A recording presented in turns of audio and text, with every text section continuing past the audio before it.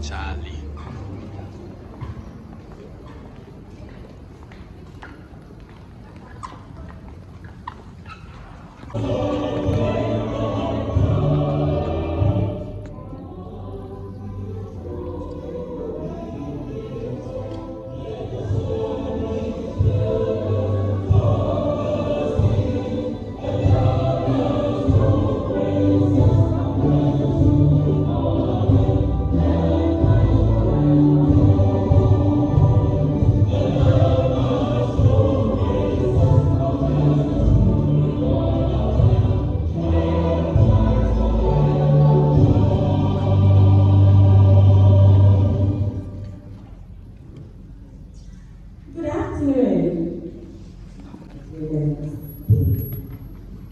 So we come together today to celebrate the achievement, the strength, the resilience of women all over the world. Today we reflect, we review, and we reset.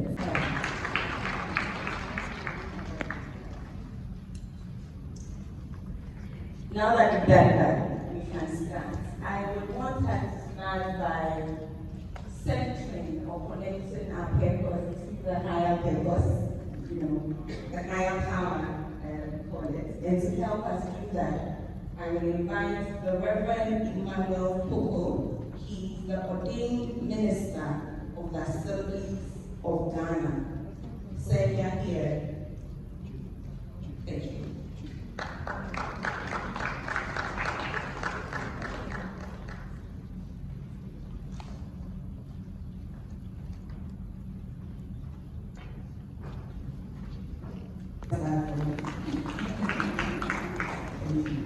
Yes, I will get all the names, and as we progress, I see all the ambassadors, I see you all, I'll wish you all the names, and acknowledge you accordingly. At this juncture, the next will be back, and so I'd like to invite to give us some music, the great 8 African troop, the general dance all the way from the north. Let's acknowledge their presence.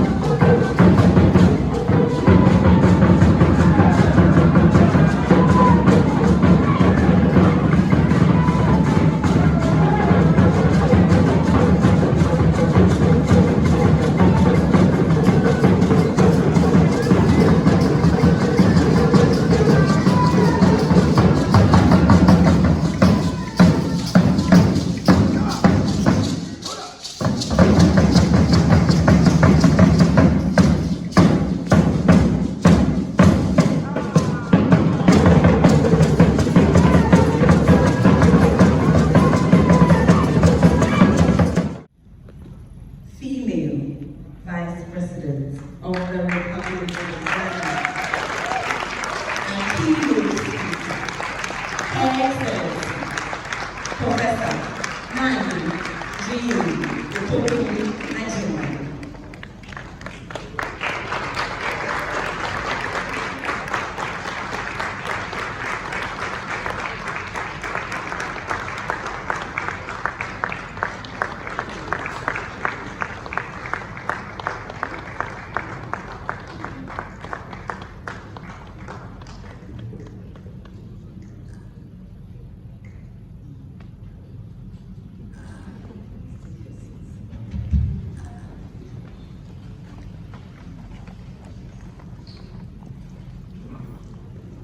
It always brings a joy to see so many women in one space. Congratulations to you. You've all risen in your different spheres, and you know what the journey has been. Easy or not, you are here. Again, congratulations. Your Excellency, honorable ministers, members of parliament, our traditional rulers and leaders, queen mothers, distinguished guests, esteemed speakers, and all participants, our media persons too. Good afternoon. Good afternoon. Good afternoon. Thank you. It is March 8th again. It is International Women's Day again. It is a day for all nations, Ghana included, to reflect and to take action going forward. It is a day by recognizing our achievements and going beyond what lays undone and ensuring that they are also done. It is a day to celebrate the historical, social, economic, cultural, and political contributions of all women, and in our context of Ghanaian women, of Gold Coast women, of women who didn't have such names at the time. All over the century, while we also acknowledge persistent difficulties. Sometimes I wonder, all those who have come before us, what opportunities did they have? What contexts did they live in? Today we have challenges, yes, I admit them. But what challenges did they have? Assuming they didn't confront their challenges, maybe we wouldn't be here. So in everything we do and in all things we do, I urge that we do not forget where we have come from, and all those nameless persons who have brought us here. This year's International Women's Day marks the 30th anniversary of the Beijing Declaration and Platform for Action, a landmark commitment to advancing women's rights globally. So much has been done, so much remains undone. As nations address or assess their progress, we too in Ghana contemplate their achievements, setbacks, and plans for realizing an equitable and fair community of peoples. From expanding women's leadership and economic empowerment to ensuring girls' education, reproductive health rights, and protection from gender-based violence and other interventions, our progress must be inclusive and sustained. I wish, for example, that on many more days, we'll discuss the issues that affect women, and not leave them to one day in the year.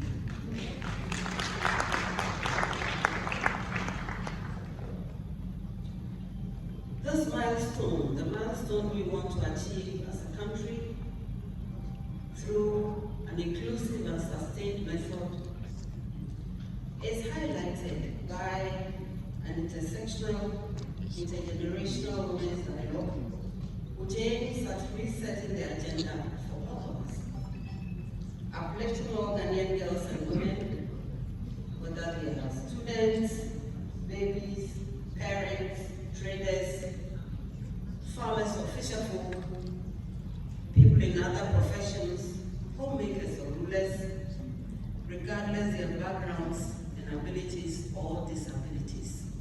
They all matter. We must choose to end all forms of violence against women and girls, in whatever form it may take, in whatever rationale we can profess for it, whether human trafficking, domestic violence, accusations of witchcraft, and the resulting instant justice, child marriage, female genital mutilation, or sexual violence. All of these demand our sustained action.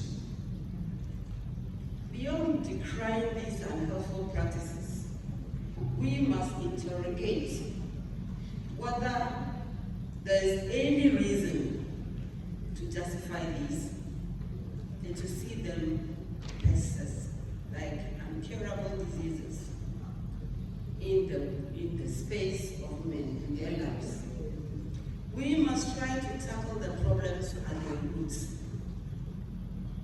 Ignoring the needs of girls and women, obstructing their pathways to advancement, killing their dreams and clipping their wings. Remember my Angelus novel, I know why the caged bird sings. Enforcing women's acceptance of mediocrity, refusing even to encourage them, glamorizing systems that keep us at the bottom. All of these also constitute unacceptable forms of violence against women, and they require urgent action. Today, we stand in solidarity with women and girls. We must live in dignity. We must be intolerant of any form of violence against girls and women, whether in our homes, in our schools, places of work, places of worship, communities, and any place in our nation. It is time for women, it is time for men too, boys and girls, to choose to end such violations of fundamental human rights. There's the right to grow, the right to choose what helps, the right to contribute to your community, the right to contribute to your nation. It should not be seen as an aberration. We should encourage that. We should applaud and encourage those who step forward. If we strengthen our legal systems, ease access to justice, and guarantee advancement of girls and women, if above all, I suggest, we sustain public dialogue on our achievements as well as on our challenges. If we stop denying, if we stop pretending that our problems don't exist and they surface only one day in the year, we will not be on our way to confronting persistent issues, going beyond debates, one-day celebrations, and rather launch into effective action. I advocate broad-based thinking. And what do we do with the few who rise to that topic? It's very important. And it is interesting that the recommendations outlined in the final report of the Beijing platform, some 30 years ago, still remain. They are still valid. We haven't made as much progress as we want to. There's work ahead, distinguished ladies, and I trust that we will all put our hands to the wheel and get the work done. Or you don't agree?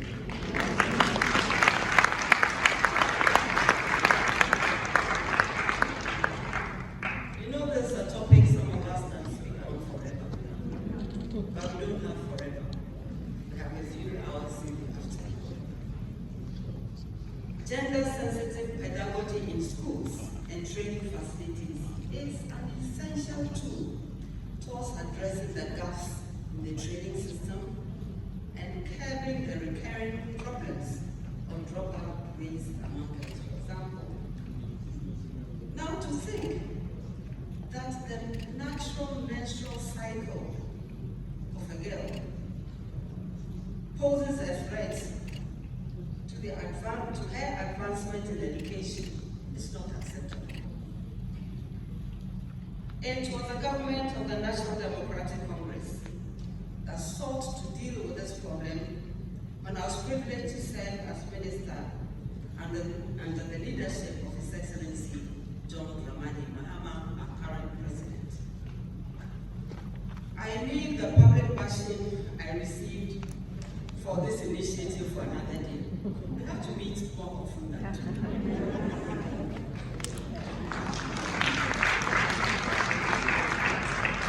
However, I remain deeply comforted on this topic by the manner in which the Forum for African Women Educationalists, based in your country, headquartered in Kenya, whose board I was honored to chair for 6 years, used this means to help girls remain in school, rise up the ladder in the 34 African countries we were happy to serve and are still happy to serve. Why do they have better retention rates than we do? Sometimes the problems are very big. The solutions needn't be so big. I'm very happy to report that this time too, we have placed the supply of sanitary pads in our manifesto, and that our current Minister for Education, Honorable Haruna Idrisu, has taken immediate action on this.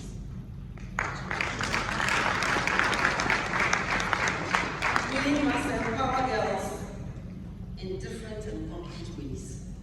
It is the girls who become the women. No one is born a woman. We are born girl children. It starts from them. And the bottom line remains, in school, lack of access. The bottom line remains for many girls, lack of access to basic needs. So fundamentally, we can look at it as a social and economic problem. All these girls dropping out.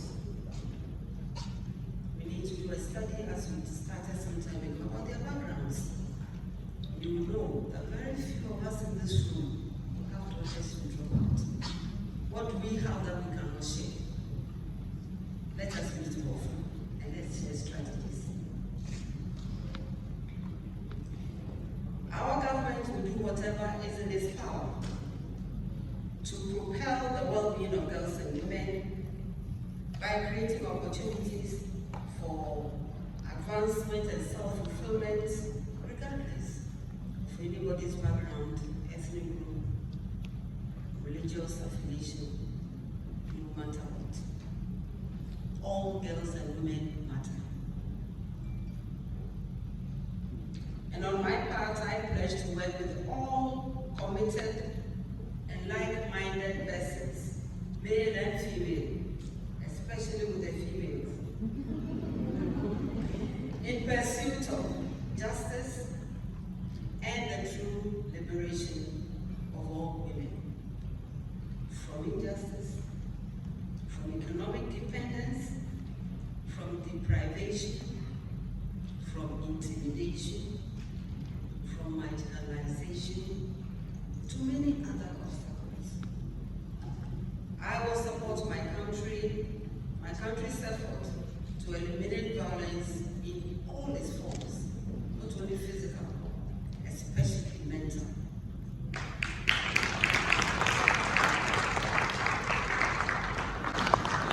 For the seriousness with which they carry out their mandate, I go. I also call on all of us to continue to prioritize the welfare of girls and women in our communities. We are all awakening to the benefits that accrue to children, to families, to communities, and the nation when we support women to rise, reach their full potential in all spheres of life. And as I said elsewhere, every talent matters. We must accelerate our action by bringing that knowledge, the knowledge we've had. These letters have gone on for a long time, haven't they? Hardly are we hearing anything new. So the time to act is now.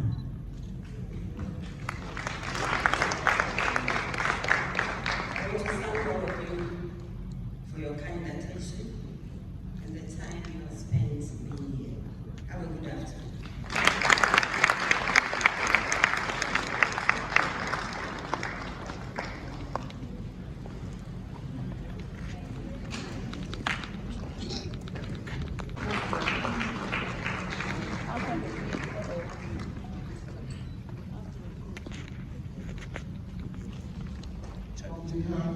Ghanaian women, the women in this room,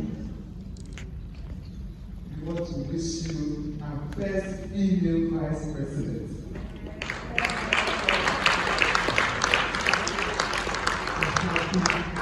Happy International Women's Day.